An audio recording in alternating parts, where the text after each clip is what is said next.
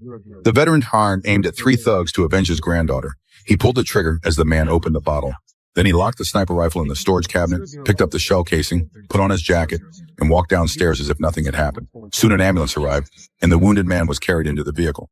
The sheriff arrived at the scene and found a bullet hole in the sofa. The police looked at the building across the street and guessed what had happened. The next day, the bad guys came back to the apartment building. The veteran returned to his room, picked up the sniper rifle, and aimed at another accomplice. This accomplice had just bought a new car and was sitting inside listening to music.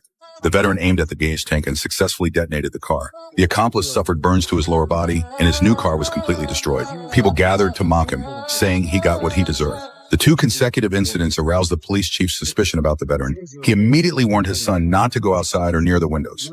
The final accomplice moved a potted plant to block the window view, then drew all the curtains and sat frozen on the sofa. The police chief led a squad to search the veteran's home, but found nothing suspicious. Just as he was at a loss, a knock sounded at the door.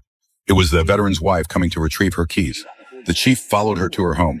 Spotting the apartment building across the street through a window, he immediately searched that unit.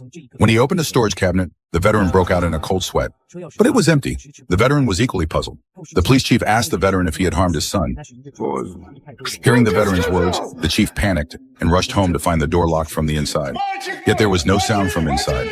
He drew his gun, aiming at the doorknob, but a gunshot rang out from within. The sheriff was wounded. It turned out his son, panicked, had fired wildly. All three criminals paid the price, and the veteran's granddaughter's smile returned. But the veteran still didn't know where his gun had gone.